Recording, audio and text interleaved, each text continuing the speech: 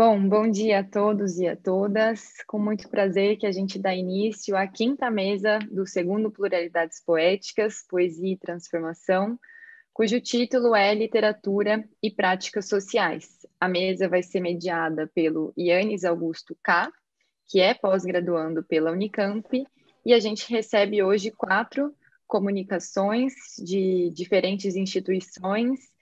Desejo a todos uma bela manhã de apresentações, com boas discussões, e passo então a palavra ao Yannis agora. Obrigada a todos, obrigada, Carlão, pelo apoio aqui no audiovisual e na transmissão, e boa fala para todo mundo. Bom dia a todas e a todos. Como já apresentado, essa mesa, que é Literatura e Práticas Sociais, a gente vai ter 4 comunicações. Antes de mais, agradeço à comissão organizadora, a Nelise, Fadul e Nathalie. Evento excelente. Então, como eu estava dizendo, contaremos com 4 comunicadores nessa quinta mesa, tá? E eu peço, por gentileza, cada comunicador se apresente brevemente pela ordem, na lista. Por favor, começando por Roberto Amado. Sou eu, Roberto Amado. Sim. Eu sou doutorando da USP de Letras, de Estudos Comparados. Curiosamente, eu terminei o mestrado ano passado no mesmo programa e fiz prova para o doutorado da USP e o doutorado da Unicamp. E eu entrei nos dois. E eu cheguei a me matricular na Unicamp, mas era um grande professor, o Eduardo Sterzi, e ele falou: olha, acho melhor não, ninguém faz dois doutorados. Mas é que era tão interessante assim, na USP também, né? Então eu tive que acabar desistindo, demorei muito assim para tomar uma decisão, mas no fim acabei optando pela USP por uma série de motivos. Então é isso, né? Eu sou mais velhinho assim, mas estou em forma, está tudo bem aqui comigo. Mais alguma informação que eu devo dar? Porque se eu começar a falar, não paro, gente. Ok. Pode iniciar a sua comunicação, Roberto. E aí, pessoal, por favor, todos fechem a câmera para poder ficar só o rosto do Roberto no YouTube. Tá. Então eu já inicio, né? Então, assim como temos 20 minutos, Opa. Roberto. Beleza. Tudo bom. Pode deixar. Quer dizer, beleza, 20 minutos não é nada, né? Enfim. Eu digo que não é nada porque já dei bastante, conduzi cursos e aulas e palestras sobre esse assunto, que ele é muito interessante.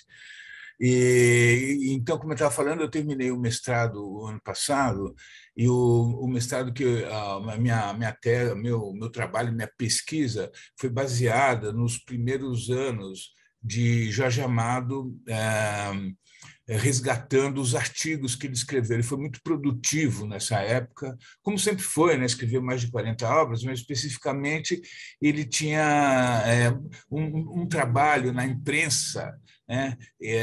Que era pouco conhecido. Algumas coisas sim, mas não o trabalho, a totalidade. E aí, a partir desse trabalho, eu pude tirar conclusões pelas quais eu procurei definir como é que é a poética, as características, abordagens, narrativas da literatura, não só dele, porque, afinal, ele naquele momento e durante a década de 30 toda, até para frente, ele foi um protagonista, né? Nós estamos falando assim do romance de 30, que foi, na minha opinião, o movimento mais importante da literatura em termos não só quantitativos, certamente, com esse aspecto, mas também qualitativos. Enfim, mas isso é uma outra discussão. O fato é que eu pude definir aspectos muito específicos, muito consolidados dessa literatura. E eu cheguei à conclusão que não só era muito importante esses aspectos, né, que eu chamo de novo realismo, porque tem uma abordagem muito focada, se debruça sobre o povo, né?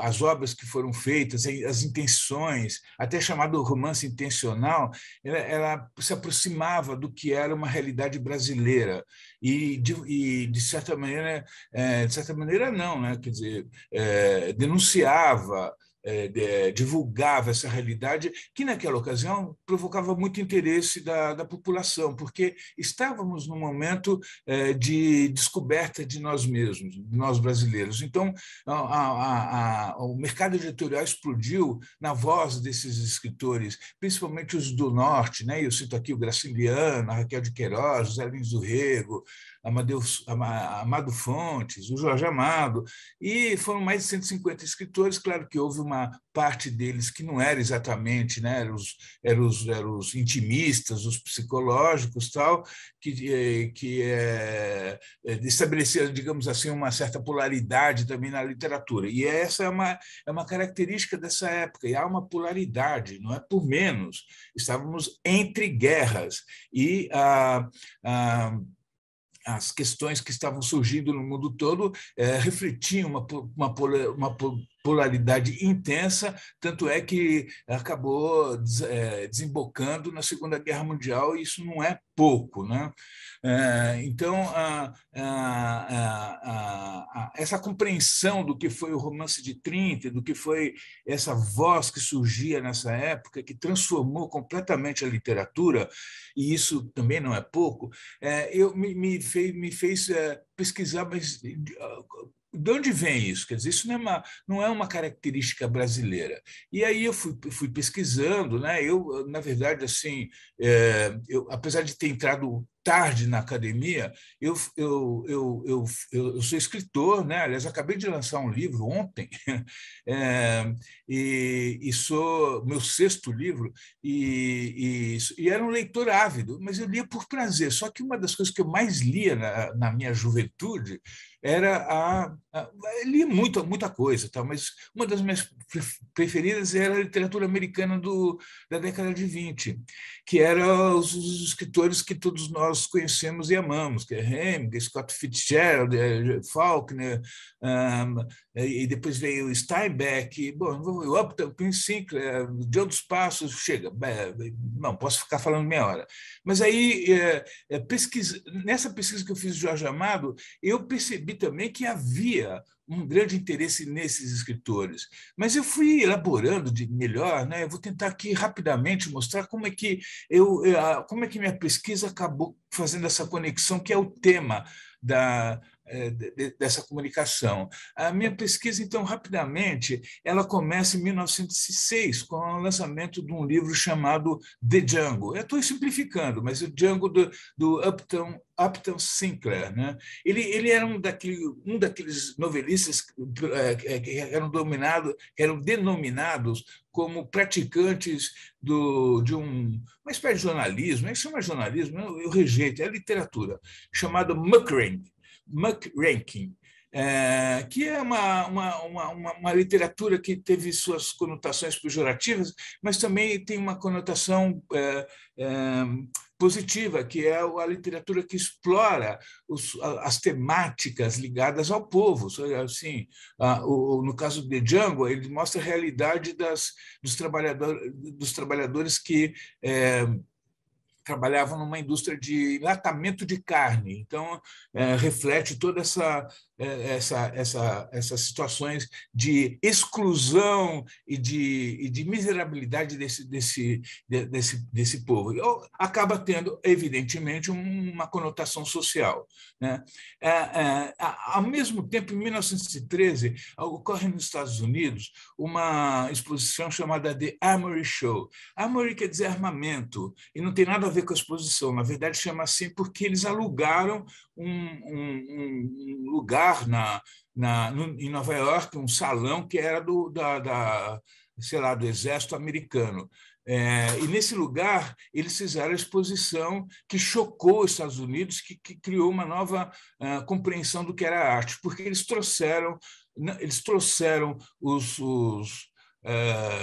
os artistas, escultura e pintura, principalmente, da Europa, os modernistas, né? Porque o modernismo começou na Europa antes do que se atribui, antes da década de 20, o modernismo europeu. Então, e isso juntou-se com modernistas, enfim, embora a palavra não seja assim tão importante, mas eu vou usar, com outras linhas parecidas, semelhantes de desenvolvimento artístico americano. E isso deu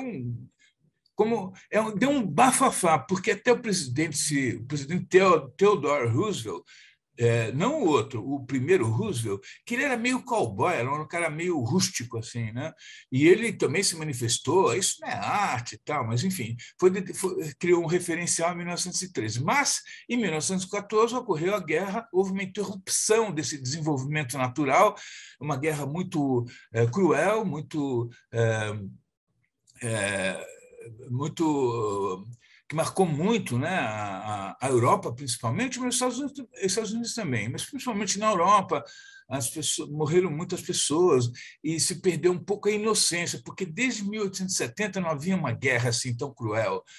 E, na verdade, essa guerra ela inaugurou umas crueldades, armamentos, tanques, metralhadoras. Então, e foi feita toda na base da trincheira, com baionetas.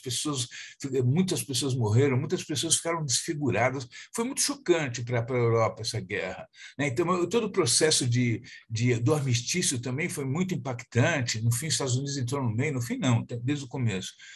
Mas na Europa, nessas circunstâncias, quando se perde essa inocência, porque 50 anos de uma razoável paz, né? E falando, bom, agora, e toda a última lembrança de uma guerra era uma guerra muito menos cruel, quer dizer, com muito menos tecnologia, então se perde uma inocência e, bom, eu não vou entrar muito nessa questão, mas é que surge o modernismo com esses escritores, de novo, que todos nós amamos, que é o Thomas Mann, né? A Virginia Woolf, a André Gide, a James Joyce, que estabelece uma nova narrativa, até se chama Crise do Romance de 20, né?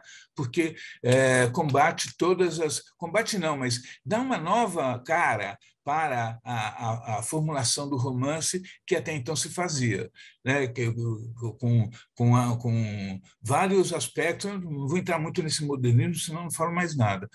Mas nesse modernismo europeu também vem meio a reboque um certo modernismo americano, mas é um certo porque ele é diferente, né? Primeiro ocorre a migração dos autores americanos para a Europa em 1920. Hemingway, Scott Fitzgerald, muitos outros, tá? Esses escritores americanos, eles iam para a Europa por dois motivos. Primeiro, porque a Europa estava devastada e era barato viver lá. Segundo, porque eles podiam beber em Paris, e todo mundo enchia a cara. E acontece que nos Estados Unidos estava rolando a Prohibition, a lei seca, que foi devastadora em termos de relações sociais, enfim, cultura, economia e tudo mais. Também não vou entrar muito nesse aspecto, é uma história bonita, porque paralelamente ocorre o primeiro movimento feminista, a primeira onda feminista, que é o movimento sufragista, né, que começa na Inglaterra. Eu gostaria de falar um pouco mais sobre isso, mas não vou falar. Mas o fato é que esses americanos foram para lá e produziram o seu próprio modernismo, digamos assim, né? Por exemplo, o Hemingway ele acaba militarizando demais a sua trajetória, é um escritor brilhante, sem dúvida nenhuma, mas ele parece que segue um caminho um pouco diferenciado, porque ele tem mesmo assim, né? Ele tem essa característica essa preocupação de dizer a verdade. Ele fala muito nisso, né? O escritor precisa ser honesto. E essa frase engraçada que é dita exatamente por Jorge Amado à altura dele nos anos 30, né? Jorge Amado em 1930 tinha 18 anos, só para ilustrar.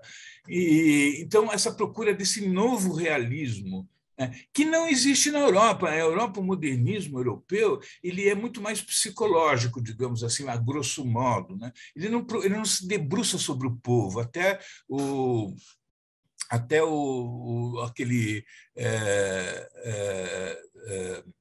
o José Osório de Oliveira, que é um brasilianista, um português, ele escreve um texto que ele diz assim que os escritores europeus, entendo bem, não é uma crítica, é exatamente uma característica. Ele diz, Osório de Oliveira, ele diz que os escritores europeus não conseguiam chegar no povo, havia um abismo de classe. E não conseguiam se debruçar sobre a vida do povo. E acho que assim, a gente sabe com a qualidade extraordinária desses escritores que eu acabei de citar, né, Thomas Mann, Virginia Woolf, André Gide, mas eles não tinham essa característica. E acabam, logo adiante, em 1930, eles acabam influenciando um outro caminho, que não vou abordar agora, que é a literatura mais intimista e psicológica, né?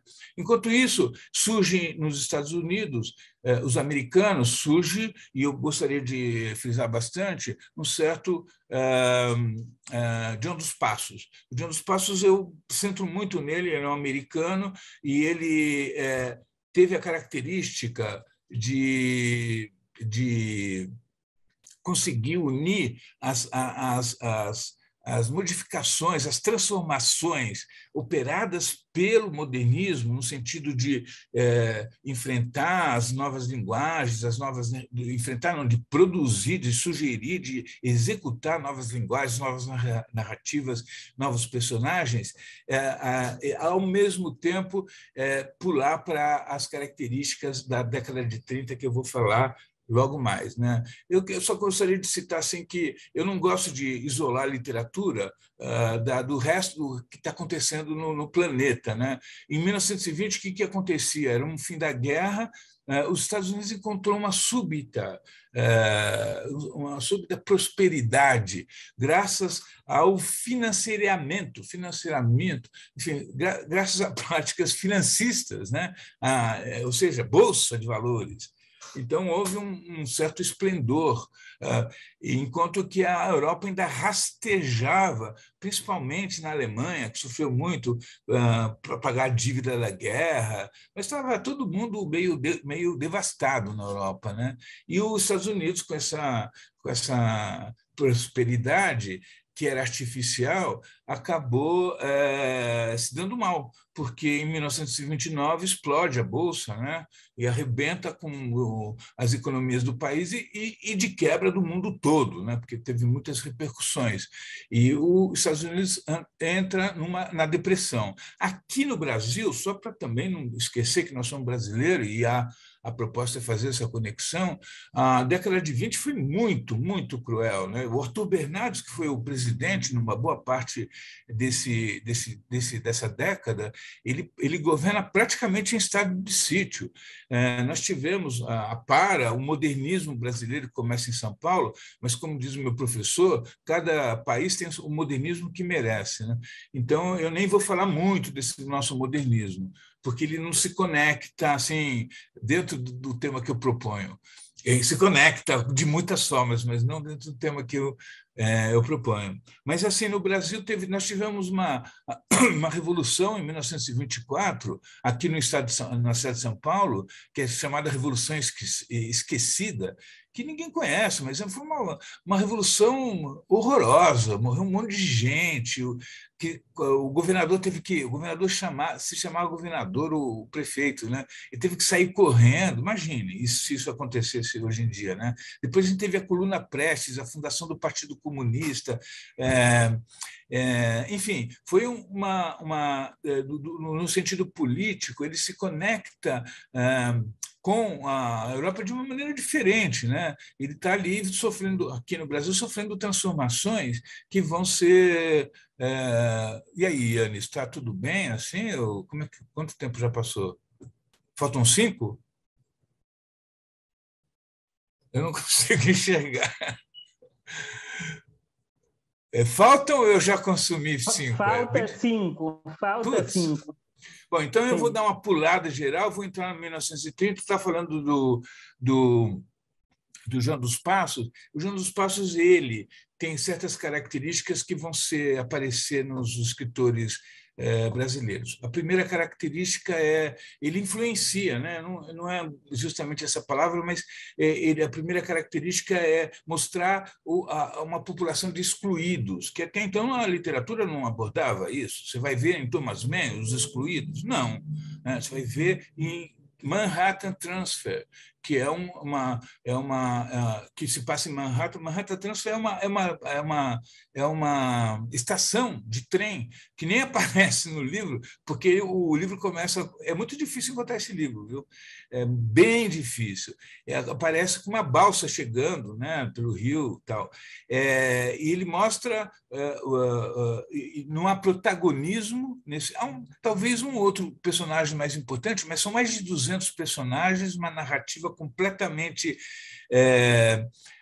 ousada, porque não há se encavalam as narrativas, você entende tudo, e é uma narrativa sobre os excluídos, né? Aí o Michael Gold, que ele escreve um livro chamado, que era comunista, era do Partido Comunista, um judeu, esse é um nome não é um nome verdadeiro dele, enfim, ele escreve um livro chamado Judeu Sem Dinheiro, que arranca gargalhadas de um certo público, porque acha que todo judeu é rico, mas não. No caso ali, ele conta a história dos judeus refugiados que vão para os Estados Unidos e se estabelecem em guetos de Nova York, vivendo na mais profunda miséria. Começa a ver essas questões marcadamente sociais, de denúncia, que vão se refletir na nossa literatura em 1930. Jorge Amado escreve sobre isso, ele sempre fala desse livro Judeu Sem Dinheiro, ele sempre baba, Jorge Amado baba, desculpa a expressão, em João dos Passos, né? Até escrevi um artigo dizendo que o Jorge Amado se encontrou com João dos Passos, mas João dos Passos não se encontrou com ele, porque não faz a menor ideia de quem ele era. E ele era um matiete, assim, né? Guardado as devidas proporções. Porque aí ele acaba usando essas estratégias literárias nos livros dele, principalmente no livro Suor, que tem 200 e tantos personagens e que não tem protagonista, e ele prega isso, né? O romance sem herói, como uma tentativa de fazer o romance antiburguês, que foi lido pelos críticos de maneira míope, como sendo uma literatura a serviço do Partido Comunista, que é completamente errado. Jorge Amado, sim, trabalhou a serviço do Partido Comunista em 1940, mas durante 1930 ele era da Juventude Comunista, ele não tinha isso, e os livros dele são completamente desprovidos dessa intenção. Eles têm uma intencionalidade política como nós teríamos hoje, eu teria, se fosse escrever um livro, porque nós vivemos num cruzamento político, não dá para você ser isentão. Mesmo os isentos, eles estão alienados, eles são engajados, né? E aí depois tem é muito importante Steinbeck, que ele mostra as fronteiras agrícolas e a vida do povo dentro dessas condições. Era uma situação excluída. Você me fala aqui, me bate aqui com um rolo de macarrão. Roberto, encerra. Tentei fechar a sua fala. Acabou? Então, deixa eu só terminar a frase assim. Basicamente é isso, essa conexão entre Estados Unidos, a literatura americana dos anos 20 e 30, ela vai estabelecer uma nova realidade que vai se propagar para os beatniks, a literatura africana de libertação pré- e pós-colonial, o novo jornalismo e até as movimentações contemporâneas. Muito obrigado.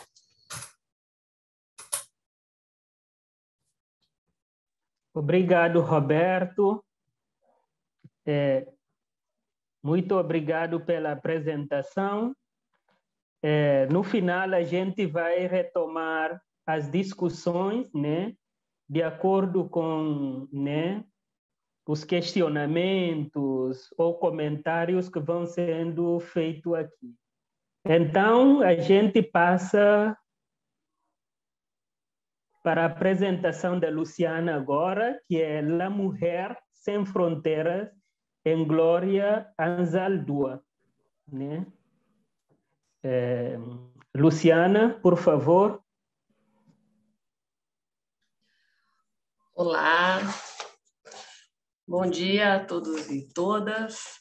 Meu nome é Luciana Lima Silva, eu sou doutoranda em Teoria e História Literária no Instituto de Estudos da Linguagem da Unicamp, e eu pesquiso violência de gênero, identidade e fronteiras em obras de escritoras brasileiras. Nessa apresentação, eu vou falar um pouco sobre a presença da mulher sem fronteiras na obra da Glória Anzaldúa. Né? E, bom, eu compreendo, no entanto, a impossibilidade de falar, né, sobre as proposições todas da Glória nessa comunicação. Por isso, a minha ideia aqui é apresentar apenas algumas chaves de leitura para a poética da autora. E a Glória Anzaldúa não é um objeto direto da minha pesquisa, mas é uma intelectual pela qual eu me interesso muito e que está presente no debate sobre interseccionalidade que a minha tese propõe em alguns momentos. E eu peço a licença de vocês para ler a minha apresentação, que são muitos temas relacionados à Glória Anzaldúa, né? E assim, com a leitura, certamente não vou me perder, né, do que eu me propus. A Glória Anzaldúa é escritora chicana estadunidense, nascida no Texas em 1942, e teve produção intelectual de muita relevância para os estudos sobre interseccionalidade e fronteiras. Foi professora universitária em diversas instituições dos Estados Unidos, escritora, poeta e ativista chicana, lésbica e feminista. A obra Borderlands, La Frontera, de New Mestiça, é pioneira na literatura chicana e de fundamental importância para os estudos sobre interseccionalidade nas Américas. A produção acadêmica da Glória fomentou os estudos e pesquisas sobre a cultura chicana e trouxe ao debate o olhar voltado à mulher colorida nos Estados Unidos. A Glória Anzaldúa transita entre textos acadêmicos, prosa e poesia, e mescla idiomas e culturas para abordar temas como imigração, violência nas fronteiras, sexualidade e gênero. Para falar sobre a Glória Anzaldúa e a obra dela, é importante compreender termos como chicana, mulher colorida e consciência mestiça. E são esses conceitos que eu vou apresentar brevemente aqui. O chicano, de forma bastante simplista, é um termo usado para se referir a pessoas hispânicas que têm ascendência mexicana e que vivem nos Estados Unidos. Em meados do século XX, o termo costumava ser usado de maneira bastante pejorativa para se referir a indivíduos mexicanos, em geral de origem pobre, que viviam nos Estados Unidos. Posteriormente, o termo foi apropriado e ressignificado, passando a ser usado pelos próprios indivíduos como forma de se fortalecerem e resistirem à opressão anglo-americana. Já pessoas de cor são aquelas pessoas coloridas, não brancas, de diversas origens. E no contexto das populações de raízes mexicanas, são as pessoas de pele oliva marcadas pela ascendência indígena.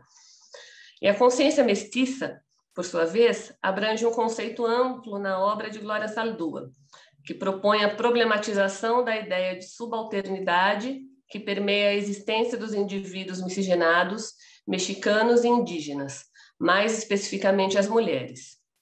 Assim, para além de uma consciência racial sobre o processo de miscigenação dos povos chicanos, a consciência mestiça seria também uma consciência política que busca maneiras de compreender a mulher que vive em situação fronteiriça em toda a sua complexidade. Seja a mulher lésbica, que amplia os conceitos de feminino e masculino, seja a mulher imigrante, que vive a experiência de estar em um não-lugar, uma vez que não está mais em seu lugar de origem, mas também não está integrada ao país em que agora vive, seja a mulher deslinguada, vítima de terrorismo linguístico por não ser fluente em inglês, ao mesmo tempo em que não pode se comunicar exclusivamente por sua língua de origem.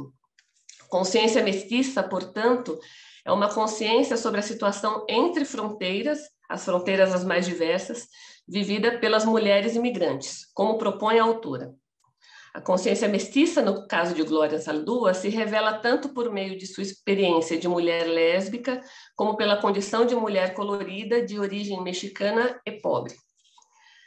Para apresentar esses conceitos, dentro da obra poética da Glória, eu trago para esta apresentação um poema.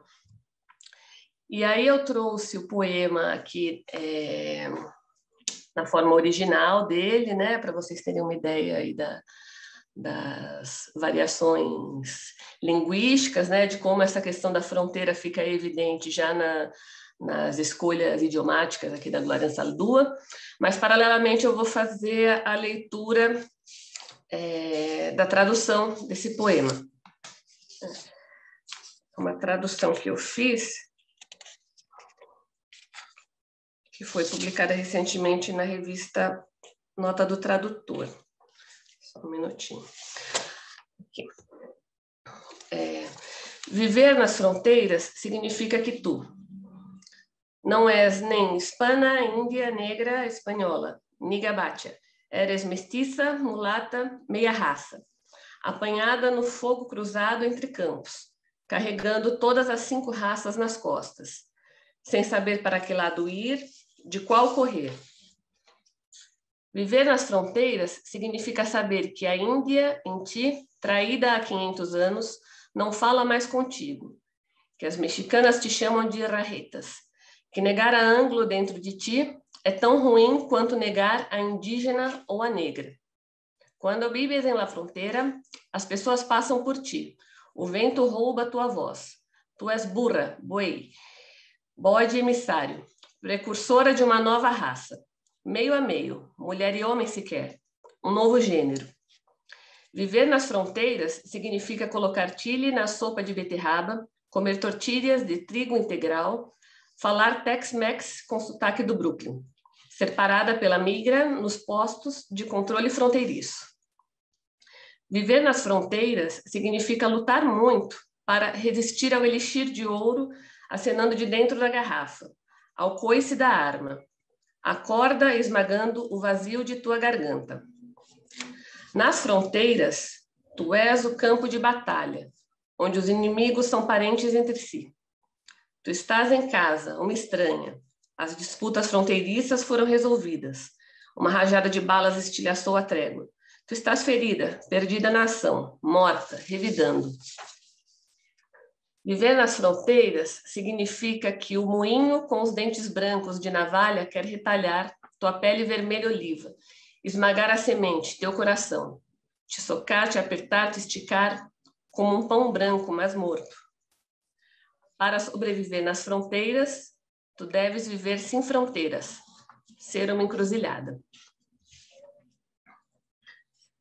Bom, nesse poema, a Glória Ansaldúa apresenta o conceito de fronteira por meio do deslocamento de gênero, raça e classe enfrentado pelas mulheres imigrantes.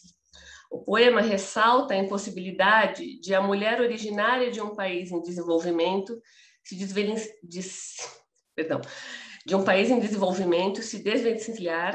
desvencilhar da violência física, tanto no país de origem como no país para o qual partiu.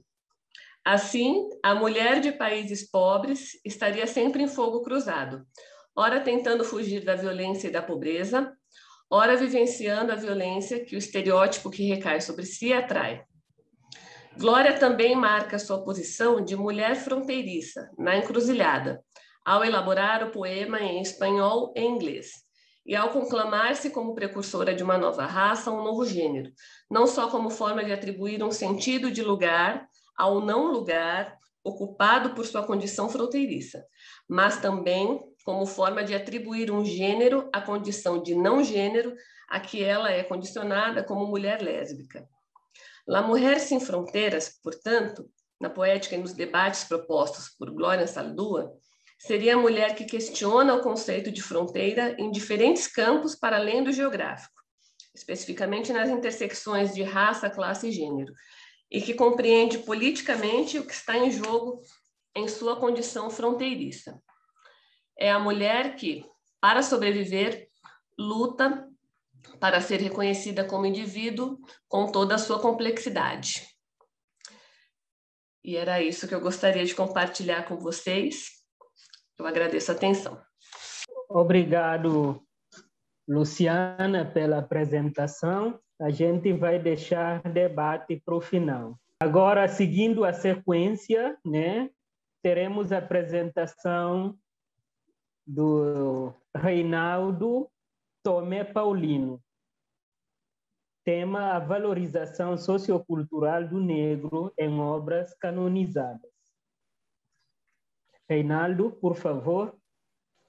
Eu vou fazer igual a Luciana, eu vou ler porque senão eu me perco também, que são muitas coisas. Primeiramente, bom dia a todas e todos e todes. Me chamo Reinaldo Tomé Paulino, sou mestrando em Teoria e História Literária do Instituto de Estudos da Linguagem da Unicamp. Meu orientador é o professor doutor Marcos Aparecido Lopes. O tema da minha pesquisa é a valorização sociocultural do negro na poética de Manuel Bandeira. Eu havia preparado um texto introdutório para ler antes de partir para uma análise sucinta de um dos poemas de Bandeira, que estou fazendo uma releitura crítica. Porém, ao me dar conta que não acabaria no tempo, desisti. Eu irei propor uma reflexão crítica a partir do poema tirado de uma notícia de jornal, cuja dimensão crítica do poema, bem como o uso, são de amplo conhecimento, de modo que a interpretação dele já deveria estar saturada.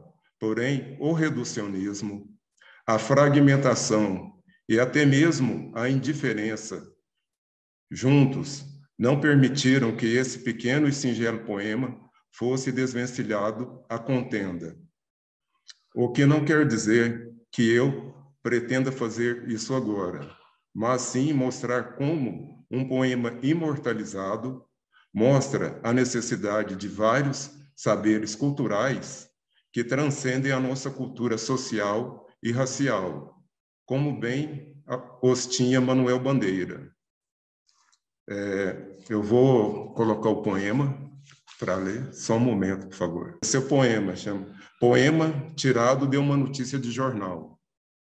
João Gostoso era carregador de feira livre e morava num morro da Babilônia, num barracão sem número. Uma noite, ele chegou no bar 20 de novembro, bebeu, cantou, dançou. Depois se atirou na Lagoa Rodrigo de Freitas e morreu afogado.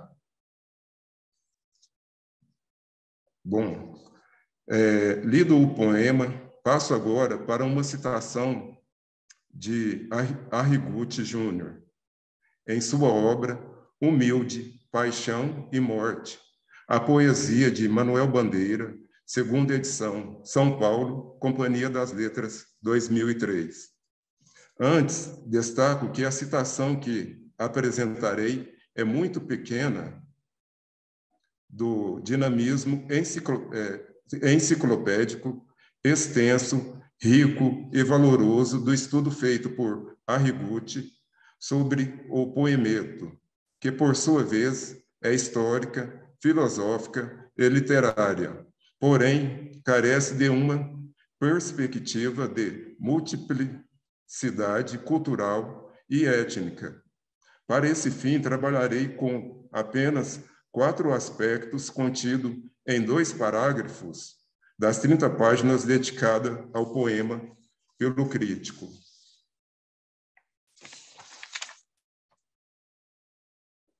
Eu vou expor agora a citação e vou ler para vocês.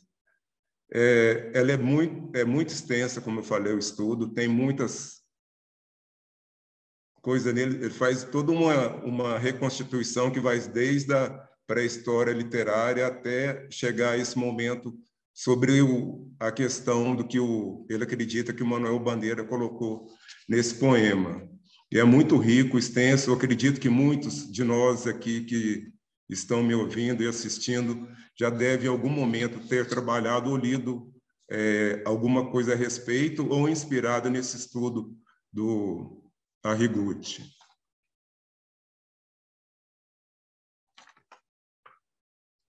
O subemprego, carregador de feira livre, implica a força física e a baixa remuneração. Reforça o traço da condição humilde do tipo social e, indiretamente, o aspecto físico que o distingue, introduzindo ainda a nota de sua instabilidade e precariedade. Estas, por sua vez, aparecem enfatizadas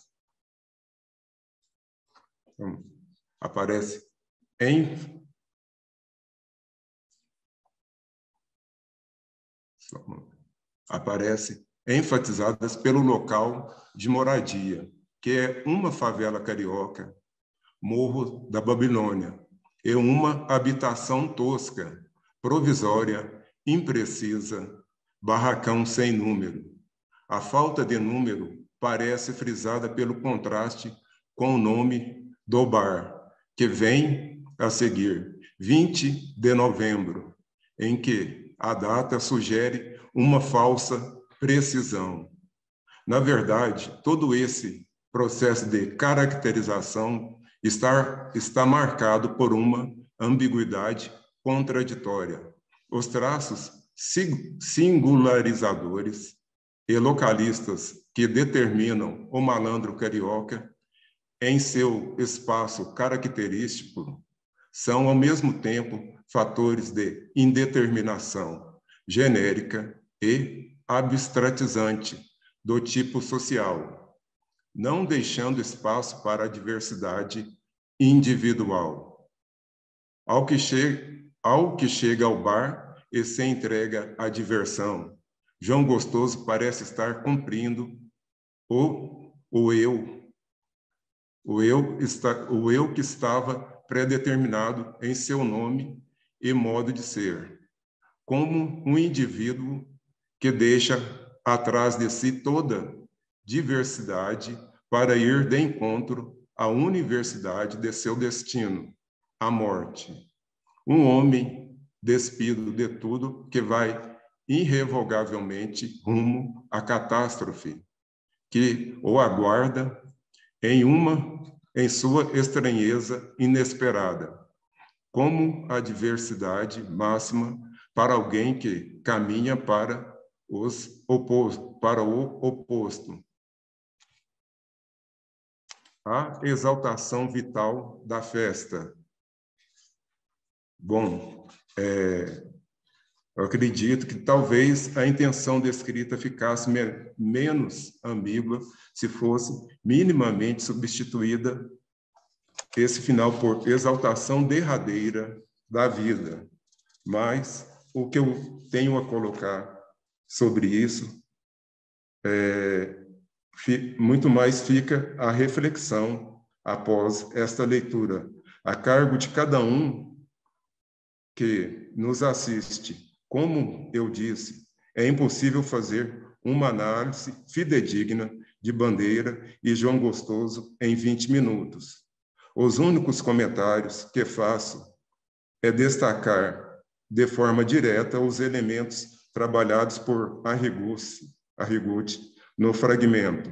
Qual era a etnia preponderante nos morros, na época da composição do poema, nos subempregos, e possuem relação direta com a data, não somente do bar, 20 de novembro. É inegável que Bandeira se referia à população negra e a seus descendentes, a qual, segundo Arrigoti, não possui diversidade individual. Logo, todos são malandros. Voltando à data, que hoje é de amplo conhecimento público por ser o Dia Oficial da Consciência Negra, em homenagem a Zumbi dos Palmares. Embora na época fosse somente uma data histórica, tal fato não isenta o crítico de não conhecer ao tempo da publicação de sua obra, já que, em sua homenagem à Bandeira, ele demonstra em vários momentos conhecer com afinco a cultura e história negra, trabalhada pelo poeta. Bom, eu vou... como eu já disse, hoje eu não me coloco para discussão sobre o fato.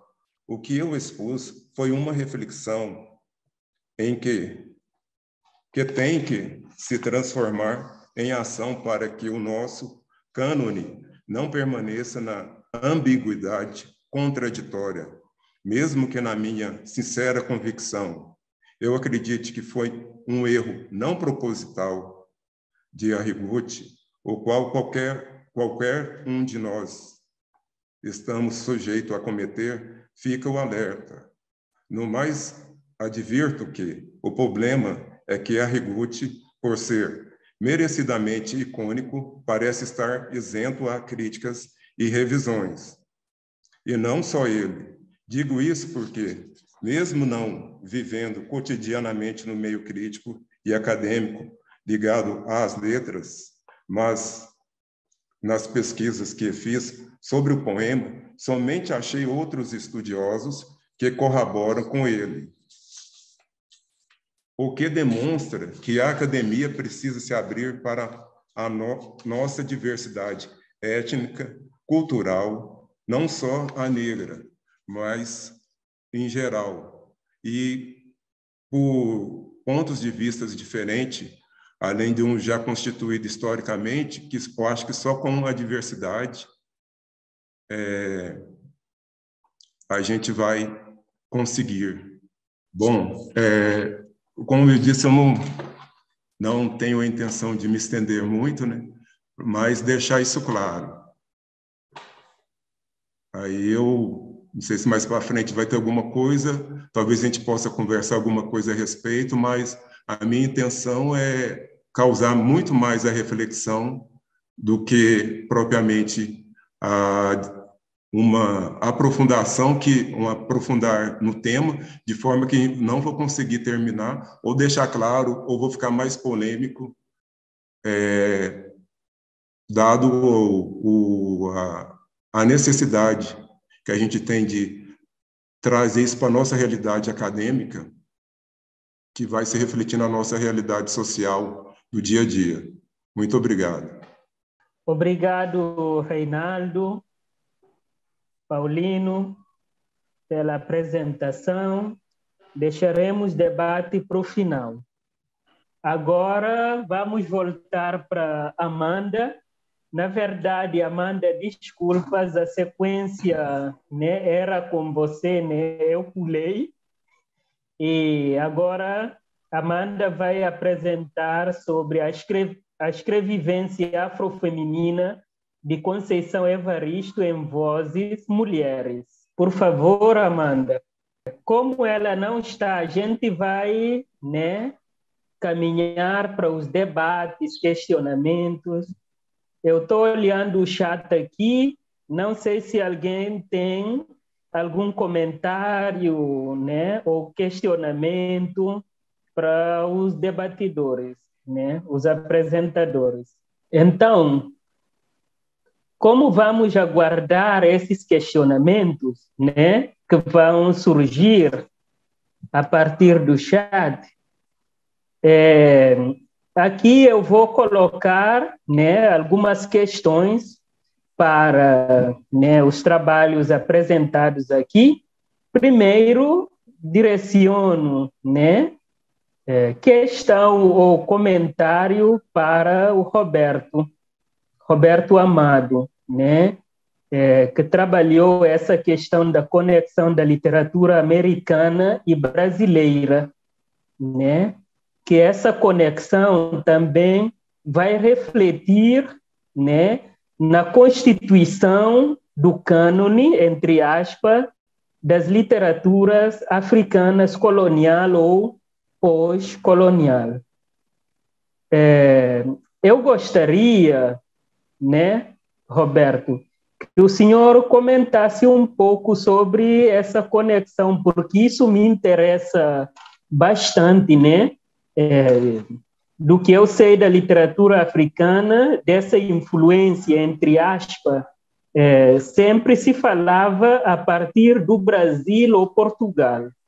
Então, na sua apresentação, eu vi, né, eu pude perceber um dado novo, que é essa origem, né, essa conexão a partir da América, né? Eu queria que o senhor comentasse como né, tem sido essa influência, né, ou circulação para as literaturas africanas, né, especialmente as de língua portuguesa. Por favor, Amanda. Né? Compartilhar. Agora a Amanda vai apresentar. Sim. Que bom. Então, gente, eu me chamo Amanda, eu sou mestranda da Universidade Federal do Rio Grande. A minha área de pesquisa é na história da literatura e eu estou pesquisando para a minha dissertação as violências que são exercidas em corpos negros femininos, né? Então, para este trabalho, eu foquei num poema da Conceição Evaristo e eu vou falar um pouquinho sobre isso. A primeira coisa assim, que a Conceição Evaristo traz e que eu acho muito importante e muito significativo é a questão da escrevivência, né? O que seria escrevivência? Seria um olhar para um passado, mas um olhar simbólico, aquele olhar que a gente sabe que existe uma simbologia, que não é um olhar único e individual, mas que ele é um olhar de um todo, né? O que seria esse olhar para o passado? A vida na África, por exemplo, seria um olhar para o passado. De que forma? Quando as mulheres elas eram submetidas a vir para o Brasil, né, e eram conduzidas à questão da escravização, elas eram escravizadas, né? Essas mulheres elas tinham que trabalhar nas casas de homens brancos, né, que eram produtores de café, de grandes engenhos. E essas mulheres, elas tinham que contar histórias para essas crianças brancas dormirem. E que histórias eram essas que elas contavam? Da vida delas na África, né? Então, esses contos, essas memórias que elas traziam e que elas reverberavam para as crianças durante a noite, ela nada mais é do que a união de história dessa mulher, de memória e das experiências que elas viviam e traziam para cá. Então, o que é a escrevivência hoje dentro do campo da literatura, né? São essas vozes que muitas vezes foram apagadas e que não foram ouvidas e que tem ali um ar de vivência, de experiência e de memória e de história dentro da literatura. Que, claro, era um ato individual, mas que hoje ele abrange uma coletividade imensa, né? Pensando na questão toda da ancestralidade dessas pessoas que vieram escravizadas. Então, dentro da literatura, o que a literatura propõe com a escrita dessas mulheres? Não apenas da Conceição Evaristo, mas temos também a Miriam Santos, temos a Geni Guimarães, né? O que a literatura ela propõe, o que ela traz para essas mulheres, né? Libertação dos ancestrais da subalternidade ao branco, né? Porque se via o homem, a mulher e a criança negra como seres inferiores ao homem branco e por isso que eram colocadas nessa condição de escravização, que é uma coisa absurda. A literatura, ela consegue romper com essa obliteração, com esse silenciamento e com esse apagamento, e que reverbera nos escritores a vozes que foram silenciadas durante anos, décadas, séculos, e que até hoje a gente ainda vê algum tipo ou outro de silenciamento, né? E que a literatura, ela é esse local para terminar ou para tentar combater os resquícios e essa história que se perpetua através do colonialismo imperialista, que era o que acontecia na maioria dos lugares que eram colonizados por homens brancos. Então, eu trouxe aqui o poema da Conceição, o nome do poema é Vozes Mulheres, né? Ela vai trazer aqui várias vozes, né? E eu marquei os grifos nesse poema são meus, e eu vou falar um pouquinho desses grifos e o que ele traz para nós, né? Então, vamos ao primeiro parágrafo aqui. A voz de minha bisavó ecoou criança nos porões do navio. Ecoou lamentos de uma infância perdida, né? Então, percebam que a gente tem 3 marcações aqui de voz, né? Voz e a gente tem o verbo ecoar, né? Então a gente imagina assim, não é uma voz baixa, uma voz amena, mas é uma voz que ecoa, né? E a voz dessa bisavó dela, que ela começa o texto dela trazendo essa ancestral dela, essa bisavó, ela estava num porão de um navio e ela ainda era criança, né? Então a gente pensa nessa violência exercida nesse corpo negro feminino e nesse corpo negro feminino ainda infante. Ecoou lamentos de uma infância perdida. Então, a gente se reportando para esse espaço desse navio, para essa criança que se tornou a bisavó desse eu lírico, e a gente pensa nesse ecoar, né? Como que é essa voz que ecoa? Né? Uma criança, quando ela não quer alguma coisa, como que é esse choro dessa criança? A gente consegue imaginar aqui o sofrimento exercido nesse corpo negro feminino infante. A voz de minha avó ecoou obediência aos brancos donos de tudo. Então vejam, anteriormente ela começou pela bisavó e agora ela está fazendo um resgate histórico das suas ancestrais. A avó dela também tinha uma voz, só que essa voz dela ecoava obediência. Vejam que os ecos, esse ecoar da voz da bisavó é diferente da voz da avó, porque a voz da avó, ela era obediente, ou seja, não era uma voz que ecoava num navio, né? De desespero, de querer sair daquele lugar, de ser roubado da sua terra, né? Não, essa voz da avó, ela ecoa, mas ecoa o quê? Obediência. Ela precisa ser obediente aos brancos donos de tudo. Depois aqui, ela pula para a mãe dela, né? Falamos da bisavó, falamos da avó, agora é a vez da mãe.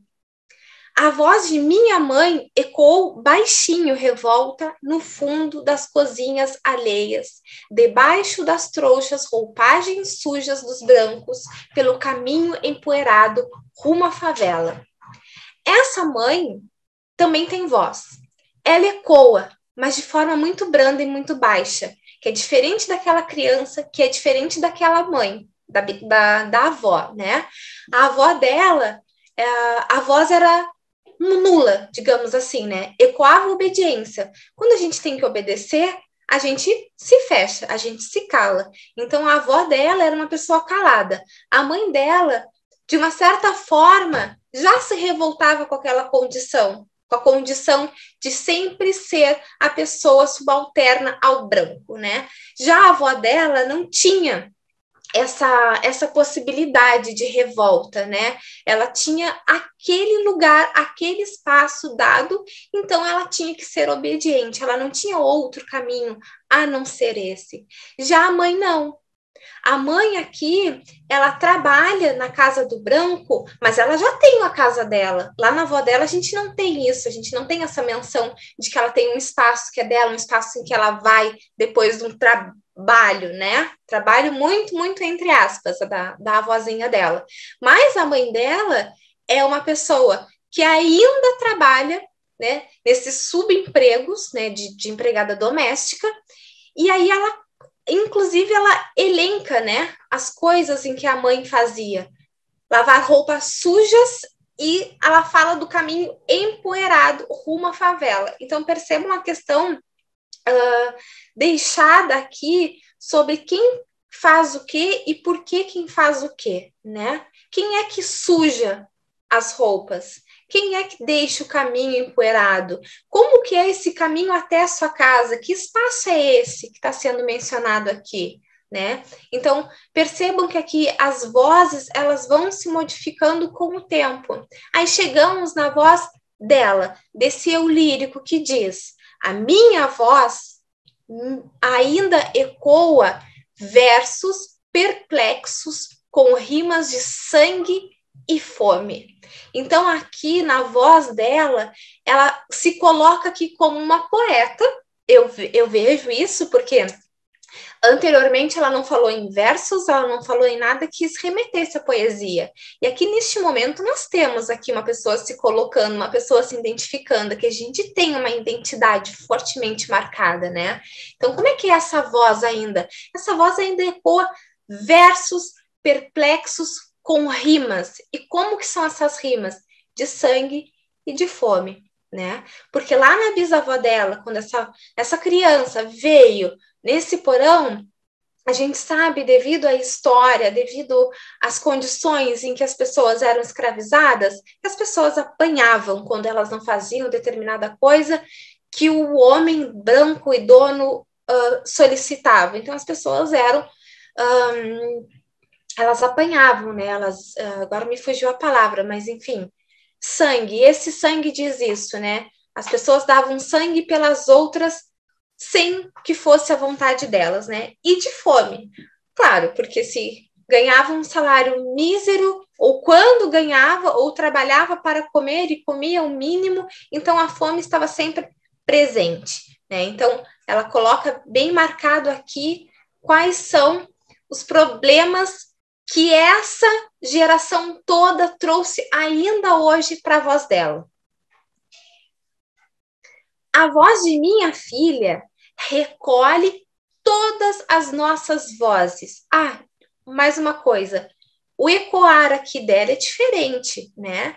Não é mais um ecoou, né? A voz dela ecoa, certo? Aqui as vozes ecoaram, elas não ecoam mais. Então aqui nós temos a questão do presente. Essa voz desse eu lírico está ecoando através de quê? Dos versos em que ela faz e dos versos que ela cria e dos versos ao qual ela se coloca neles. A voz de minha filha recolhe todas as nossas vozes, recolhe em si as vozes mudas, caladas, engasgadas nas gargantas, né? Então chega a dar quase que um trava-língua, né, nesses versos aqui, dessa estrofe. Então, como que é a voz dessa filha? Essa filha é uma pessoa muito mais consciente e, digamos assim, uma pessoa muito mais livre, né? Se formos comparar... Vamos dar prosseguimento, tá bom, Mianes, ao debate. Peço que todos abram as câmeras, Luciana, Roberto e Reinaldo, por favor, para o Yanis poder fazer os comentários e vocês poderem conversar um pouquinho. Obrigada. Tá. Reinaldo.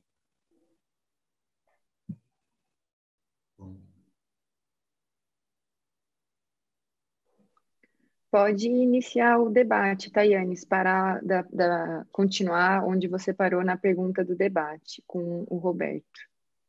Sim. Certo, Roberto. Não sei se conseguiu registrar, né? Ou anotar. Não, eu consegui sim, Yanis. Consegui, certo. Sim. Por favor, se puder comentar. Bom, em primeiro lugar, que devo dizer que eu sou um grande admirador da literatura africana antes, durante e depois da libertação. São grandes escritores, principalmente aqueles que eu mais li, que são os angolanos e os moçambicanos. E, na verdade, eu joguei assim, né, uma coisa, influenciou, quer dizer, abriu portas, na verdade. Eu acho que não existe uma conexão direta, assim, a ponto de, por exemplo, os escritores como Luandino ou mais para frente, o Rouana, ou mais para frente, Rui Duarte Carvalho ou Isabela Figueiredo, que eles tenham exatamente consumido essa literatura dos anos 30 ou essa literatura mais especificamente dos americanos. Eu não acho que existe isso. Se existir, eu haverei de descobrir, porque esse é um trabalho, é um work in progress, né? É uma pesquisa que eu estou fazendo. Eu sinto, no entanto, que a literatura americana dos anos 30 abriu portas, como abriu aqui no Brasil, lembrando que os escritores africanos, a gente chama africanos, mas isso não é exatamente correto, né? Porque nós estamos falando de um continente com 50 países. mas assim, vamos assim usar, porque até no meu programa se chama Literaturas Africanas, na verdade, são as literaturas de língua portuguesa, especificamente Angola e Moçambique, principalmente, que é essa grande variedade de escritores geniais. Então, restringindo isso, em primeiro lugar, é possível verificar uma grande admiração, então, eu acho que nem influência, mas também, né, que esses escritores africanos têm por Jorge Amado. O Jorge Amado entrou no mercado africano de uma maneira gigantesca, né? Mas não é por aí exatamente, porque a realidade que... Um pouco sim, porque a realidade que o Jorge Amado apresenta nos seus livros, ela tem a ver com a realidade que é apresentada pelos escritores moçambicanos angolanos, que, por sua vez, tem a ver com os escritores americanos, quer dizer, há uma solução de continuidade nisso. E eu acho que, quando eu falo que a literatura americana dos anos 30, eu estou sendo bastante ousado, acho, porque ainda não tenho elementos muito concretos, mas eu acho que o fato de eles abordarem, desses autores abordarem um novo realismo, se debruçando sobre a população dos excluídos, né? Indo para as fronteiras agrícolas, mostrando a vida das cidades, desse lumpen proletário, né? Não é proletário, essa a população que não tem perspectivas de vida, desenvolvimento de vida, diferentemente dos proletários, que também mas estão incluídos na sociedade, eles não estão excluídos, eles são excluídos da sociedade. Eu acho que isso abriu portas. Como a gente fala, como os escritores de 30 falam que o modernismo abriu portas para uso de linguagem e para praticar uma modernidade, digamos, para ser bem curto, eu acho que esses escritores americanos abriram portas para se debruçar sobre a realidade dos excluídos e, consequentemente, até quem é mais excluído do que um colonizado de Angola e Moçambique, né? E como evitar que ver essa realidade quando o Rui Duarte Carvalho vem aqui para o Brasil e escreve aquele livro maravilhoso que esqueci o nome, enfim, acho que você sabe do qual eu estou falando, ele tem por exemplo, os papéis do inglês, né, que é uma maneira de abordar a realidade, de liberdade nessa abordagem. Eu vou identificando esses elementos sem querer ser muito pretensioso a ponto de construir uma tese sobre essa influência, Yannis. Tá. Muito obrigado, Roberto. Respondido. Alguém tem comentário, questionamento para o Roberto ou para outros comunicadores também, comunicadora aqui?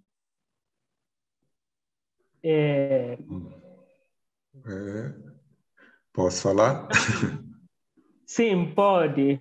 Não, eu acredito que isso que eu coloquei em relação ao poema, que esse poema do Manuel Bandeira, ele é um poema assim, ele é saturado no sentido de que ele cai em tantos vestibulares, concursos, escola, trabalhado, e mesmo assim a leitura dele, que de certa forma está tão óbvia, ainda não fica tão clara até hoje. E até mesmo a resposta para isso que eu coloquei, tem a lógica que eu pesquisei, já achei algumas coisas que está em andamento no meu mestrado, né, que a hora que eu terminar pretendo colocar tudo bem mais claro, mas isso que também que a Amanda infelizmente caiu, a questão lá da bisavó e da mãe, está perfeitamente ligada a esse poema que Manuel Bandeira colocou. Sim. Tá. Obrigado, Reinaldo. Agora, eu vou, né, tentar ser curioso um pouco, porque o que eu estou percebendo aqui nas duas apresentações da Luciana Lima e da Amanda, eu acho há uma interseccionalidade, né, quanto à temática, né, que essa literatura das encruzilhadas, né, como a Amanda colocou, né, na voz poética, né, de Mulher Sem Fronteira, de Glória, e a escrevivência também de Conceição Evaristo. Então, eu queria, né, que comentasse mais um pouco, Amanda, a questão dessa interseccionalidade, né, esse não fronteira, desse sujeito, talvez imigrante, né, que se constitui a partir da poesia. E, Amanda, uma pergunta mais específica, né, para você, eu acho muito interessante essa questão das vozes, né, dessa conexão entre a África, né, e as vozes, né, da escrevivência, que não é necessariamente escrever a vida da mulher, mas tem toda a simbologia, né, atrás, né, dessa escrevivência, que é a questão também de resistência, né? A questão de resistência, isto é, né, romper esse espaço de silêncio, né, para colocar, trazer a história, né, afro-brasileira, né, a partir da história da escravidão, né, etc. Eu queria que comentasse também um pouco sobre isso, né, como essa simbologia se dá na escrevivência, né, e como a história da África também reverbera nesse ato de escrever, contar. Por favor. Muito obrigada. Sim. Muito obrigada pelas perguntas, Yannis. Realmente, assim, essa questão de fronteira, de escrevivência, ela é muito latente, né?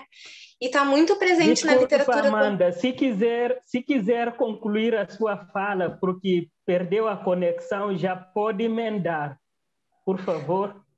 Tá ótimo. Eu acho que eu consegui falar muito bem, assim, porque eu queria trazer as vozes, né, das ancestrais e da filha, e eu acho que eu consegui dar conta um pouco na apresentação, até onde vocês conseguiram escutar. Mas, enfim, a literatura, né, a Conceição Evaristo e a Miriam Santos, que também é uma ótima poeta, uma ótima escritora, elas dizem que só através da literatura elas conseguem vozes para continuar combatendo o racismo e algumas coisas que vêm junto com isso, né? Como as várias violências que eu expus aqui neste poema e tantas outras que existem, né? E essa ligação com o continente africano, que eu achei muito legal que o Roberto falou, porque a identidade do homem negro, da mulher negra, é tão apagado porque não se pensa na nacionalidade desse homem negro, né? Se fala do continente, né? Ah, ele é africano. Tá, ele é africano, mas ele tem um espaço, né? Ele tem um país, ele tem um estado, ele tem uma cidade assim como nós. Da onde que é essa pessoa? Então, a África está muito bem colocada dentro dos livros, está muito bem representada hoje, né? E escrita por pessoas que têm esse poder de fala e que conseguem escrever, que a gente consiga sentir, né? Que realmente ali nessa fala e nesse poder de escrita tem muito de si no poema, né? Uma coisa era José de Alencar querer escrever sobre indígena, que é uma coisa impossível de acontecer. Um homem branco querer escrever sobre um indígena, um homem branco querer escrever sobre um homem preto. Não, gente, a gente tem que dar visibilidade e vozes para as pessoas que sabem o que estão falando, que sabem se colocar, né? A filha, né, nesse poema da Conceição Evaristo, ela traz na voz dela várias vozes de sofrimento, de subalternação, de obliteração.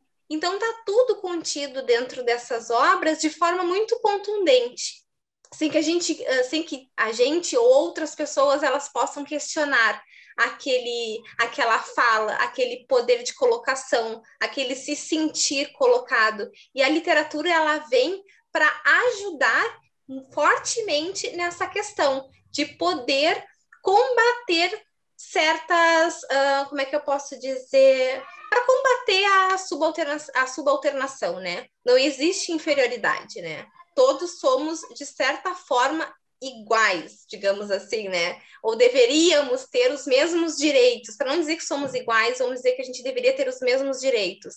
E essas mulheres, elas estão escrevendo muito bem sobre as suas vivências dentro da literatura. Não sei se te responde tudo. Perfeitamente. Muito obrigado, excelente. Sim, Luciana, Obrigada gostaria de fazer um comentário. Oi, Anis. Agradeço as colocações que você fez, né, a respeito das questões de fronteira, identidade. São questões essenciais, né, para compreender a obra da Glória Anzaldúa, né? O meu trabalho se comunica também com a Conceição Evaristo, né, porque ela faz parte da minha pesquisa também, né? Pesquiso justamente essa questão das fronteiras, imigração, identidades, né, em obras de escritoras brasileiras. Então, eu não estudo especificamente a Glória Anzaldúa, mas ela entrou em questão aí na minha pesquisa por ela ser uma das pioneiras na discussão sobre interseccionalidade, né, aqui nas Américas. E o que ela propõe quando ela fala de fronteiras, ela propõe algo muito além da fronteira geográfica, né? Então tem as fronteiras geográficas, né, que ela ali como uma mulher, né, nascida no Texas e de ascendência mexicana, né, experimenta e tem no seu horizonte ali pessoas do seu entorno, né, que experimentaram a violência ali de viver nessa situação de uma fronteira mesmo geográfica, mas aí ela parte para outras fronteiras que acompanham essa fronteira geográfica, como a questão da linguagem, né?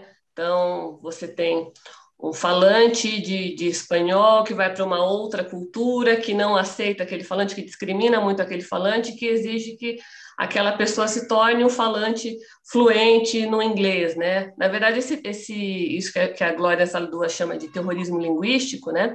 Muito corretamente, acontece com todos aqueles que ingressam nos Estados Unidos, na cultura, né, anglo-saxônica, enfim, que são ali triturados, né, são obrigados ali ou a se adequar, né, a uma série de padrões, ou não são aceitos, e mesmo se adequando a uma série de padrões, né, por terem ali um estereótipo, né, reconhecido como não pertencente àquela cultura, sofrem violências as mais diversas, né? E a Glória traz essa questão também da mulher lésbica, né? A Glória Anzaldúa era uma mulher lésbica, ativista, ticana, né? Tem uma pergunta aqui que já entra no horizonte aqui sobre a questão do termo, né? De cor, porque a Glória Anzaldúa traz essa questão na obra dela, né, de se referir mulher de cor, né, indivíduo de cor. Aqui no Brasil, essa questão é extremamente problemática, né, porque a gente tem esse rastro aí de uma expressão utilizada totalmente pejorativa, né, mas na produção da Glória, na produção de outros pensadores, né, principalmente pensadores sobre a questão do ticano, né, que também foi uma expressão muito problemática em meados dos anos 20, né, que era usada também de uma forma extremamente pejorativa, mas aí ela traz esse termo nesse contexto ticano para se referir às pessoas de ascendência indígena, principalmente, né, ascendência andina, indígena, e que tem essa pele oliva, amarela, né, que é difícil você definir muitas vezes a cor, né, então ela coloca como, né, pessoas coloridas, né, para especificar que são pessoas não brancas, né, são as pessoas de outras culturas, né, que não se enquadram nisso. Então, aproveitando o gancho para responder a uma outra pergunta também que foi feita, né, é realmente problemático transpor isso, né, em termos de tradução para a nossa cultura, mas é importante também fazer a explicação e manter a escolha da autora, né? Porque tem todo esse contexto, né? Não há como classificar, né? Esses povos coloridos, né? Como ela coloca muitas vezes de uma outra forma, né? Corretamente. Então, até para fazer para abranger melhor o conjunto de pessoas, né? Não brancas, né? Principalmente os ticanos, né? Ela usa esse termo. E o que eu ia comentar? Acho que era mais ou menos nessa linha que eu queria te responder, mas a Glória é muito importante, eu acho extremamente interessante, e para a gente tem uma relevância incrível, porque ela é uma das pioneiras no estudo de interseccionalidade nas Américas, e ela traz essa interseccionalidade que extrapola a questão de gênero, raça e classe, né? Chegando à condição do imigrante, a condição da mulher lésbica, né, que são questões aí que se fundem, né, a gênero, raça e classe, obviamente, mas ela coloca em questão o tempo todo, nessa interseccionalidade que ela propõe, as projeções de lugar e não lugar, de ser e não ser, pertencer e não pertencer. Então, esse jogo duplo aí, né? Do que é, mas não possui uma classificação exata naquele repertório de identificações que, né, o dominante estabeleceu, né? O poder dominante, a pessoa dominante, o homem dominante, a cultura dominante, enfim, estabeleceram ali como padrão. E acho que era mais ou menos isso, né? Muita coisa do que a Amanda colocou também me interessa muito, faz parte da minha pesquisa, essa questão da escrevivência, né? Em especial da memória, né? O quanto essa memória ancestral, né? Ela caminha trazendo uma interseccionalidade que para a gente é muito mais pungente e importante, né? Em termos de literatura brasileira, né? Que tem essa forte memória africana. Então, a interseccionalidade aí é a que a gente tem que se manter atento, né? Acho que era mais ou menos isso. Não sei se respondi exatamente a isso. Perfeitamente, Luciana. Muito agradeço. obrigado. Muito obrigado. Reinaldo, só para fechar, né, para dar Reinaldo oportunidade também para comentar a pesquisa dele, né? Eu acho muito interessante, né?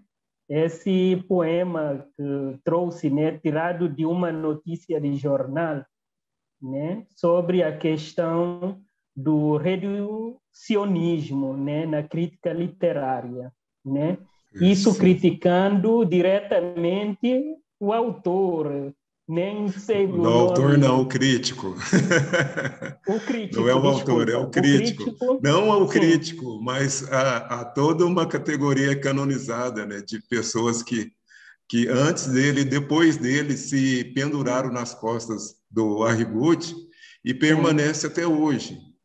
Porque quando eu resolvi pegar esse poema, tem 22 anos atrás, quando eu estava na graduação, eu estou que nem o Roberto, eu sou mais velhinho também na pós. Aí o que acontece? Isso, quando eu falei isso na graduação, parecia que eu estava falando uma aberração, foi motivo de discussão, de alteração entre eu e a professora, que precisou dos meus colegas intervirem.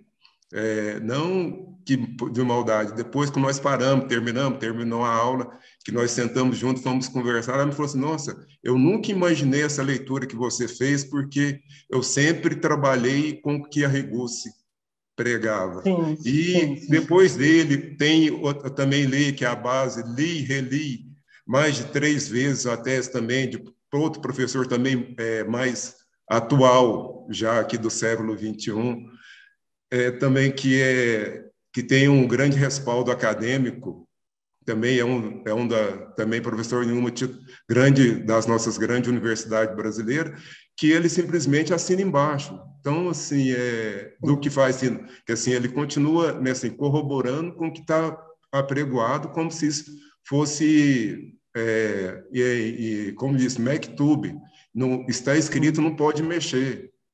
Então, isso é um drástico problema.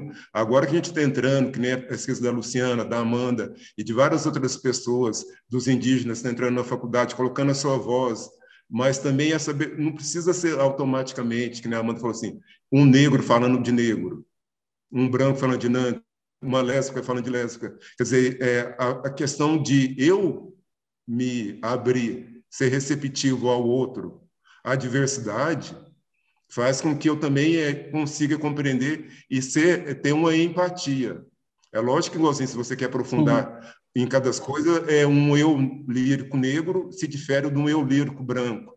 Mas não quer dizer que eu não possa ter um mínimo de compreensão de um meu semelhante.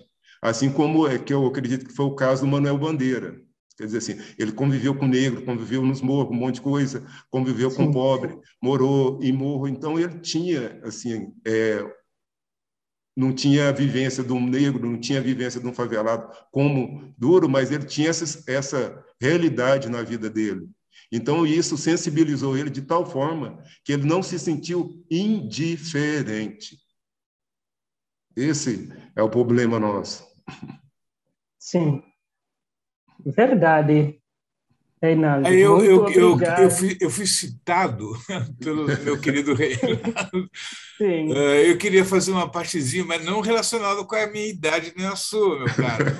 É só um pretexto mesmo para falar uma coisa que eu acho que é muito importante que você aponta, que assim nosso universo literário ele tende a canonizar a crítica também, não só os autores, e sim, cristaliza certas verdades emitidas por esses cânones críticos e que vai repassando para outros, para os estudantes incautos que vão repetindo como verdades. E eu passo por isso também no meu trabalho, porque ao abordar o romance de 30, encontro uma série de barreiras de verdades já estabelecidas que não são verdades, que eu contesto e não agrada todo mundo, não. Então, assim, independente da nossa idade próxima, não, você é muito mais jovem que eu, meu caro, nós temos essa coisa Estou chegando aos 50. Eu estou com 65, meu querido. Entrei no mestrado com 62, então respeite os 8 baixos do seu pai. Mas existe essa confluência nossa que eu admirei muito, assim, a tua coragem de enfrentar esses cânones e emitir essa voz, como eu estou tentando fazer também. Obrigado. tá. Muito obrigado. Eu acho que vamos encerrar, né, a nossa comunicação. Ou alguém tem algo a comentar? Os comunicadoras, para podermos fechar. A equipe técnica,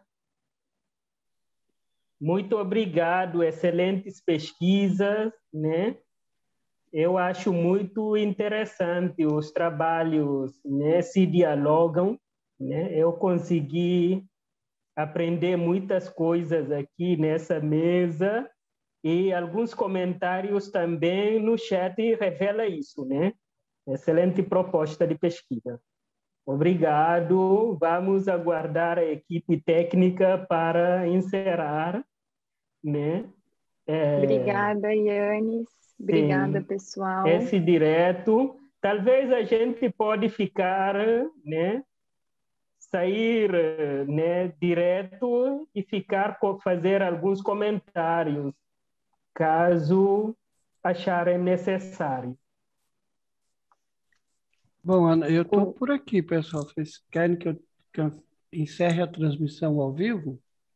Sim, Eu só queria por avisar, favor. só Sim. queria avisar que tem a mesa 6, a última mesa, 1 da tarde, e convidar a todos e todas para as 15 horas a palestra do professor Oswaldo Silvestre, da Universidade de Coimbra, que se intitula Alguns Exemplos Moderadamente Dramáticos de Poesia Além do Cânone. Então, a gente espera vocês na mesa 6 e na palestra de encerramento. Obrigada mais uma vez, Yanis, Carlão, e parabéns a todos pela participação. A gente agradece também. Obrigado, Annelise. Obrigada a todos os colegas aí. Reinaldo, adorei tua pesquisa. Muito bacana você trazer essa ótica. Eu acabei não dialogando com você aí durante o processo, mas é extremamente interessante aí o seu direcionamento da pesquisa, trazer esse novo olhar para um texto super explorado aí, né? E aí você traz essas reflexões, né? E luta por elas, né? O que é uma extremamente luta. importante, né? Está lutando literalmente pelo uma luta. ponto de vista. Parabéns. É uma luta. E Roberto, Mas eu interessantíssimo também sua pesquisa, os seus pensamentos aí sobre as colocações que você colocou também sobre os diferentes modernismos aí que a gente experimentou. E a Amanda, a gente, né, tem a Conceição Evaristo aí em comum, né? Então, gostei muito também de conhecer sua pesquisa. Mas, desculpa, eu estou falando bem no encerramento, ia falar em outro momento aqui, agora que também está acabando, deixa eu falar. Mas agora a gente sente um pouco também mais aliviado, porque eu estava muito tenso, porque eu falei, eu reduzi ao máximo para não ser mais grosso, assim, para não ser... Porque não... senão ia parecer que eu estava desrespeitando, querendo colocar grandiosidade dele para baixo. Não é, mas assim, todos nós, por mais alto que nós temos, nós podemos cometer erro. E a questão é que eu fico pensando, porque tenho várias leituras, principalmente as minhas, que eu enfrento um problema, apesar de não trabalhar, não ser professor, trabalho numa universidade, mas não como professor, são coisas que eu enfrento desde assim da minha juventude, quando você fala uma coisa que as pessoas não aceitam, mesmo você tendo certeza de que está certo. Então, quando você ter agora a possibilidade de poder colocar isso, um monte de coisa, e também essas leituras novas, tem não só em relação ao Manuel Bandeira, mas eu vejo também, até mesmo na Unicamp, que se abriu para essa questão da diversidade multicultural, multirracial, ainda tem essa questão do cânone, quer dizer, a gente tem que avançar muito, quer dizer, nós demos um pontapé inicial, mas a gente tem que continuar aguerrido na batalha, mesmo igualzinho a Glória aí, tipo assim, a gente não pode sair da fronteira, senão alguém vem e empurra ela para cima da gente. É verdade. Verdade. Eu até queria dizer que, de uma forma ou de outra, todos nós abordamos aspectos e uma literatura dos excluídos, né? De uma forma ou de outra. Isso talvez sirva de reflexão, né? Porque nós estamos num momento assim que tem tudo a ver isso. Enfim, talvez levar para casa essa reflexão. Quer dizer, nós estamos em casa. Acho que nós levamos para as escolas isso. Isso, boa, bem dito. Tá. Obrigado, gente. Obrigada, Yanis. Obrigada a todos. Prazer conhecê-los. Igualmente. Prazer.